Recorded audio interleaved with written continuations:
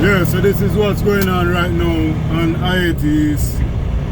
The weather storm, blizzard storm from Connecticut, borderline New Jersey and Massachusetts.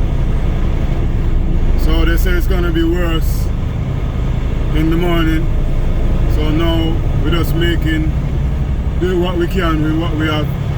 If it gets any heavier, we pull over. But we're moving, we're rolling.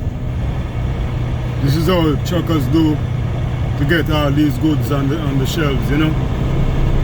Whether it's rain, sun, or snow, we just gotta work, you know.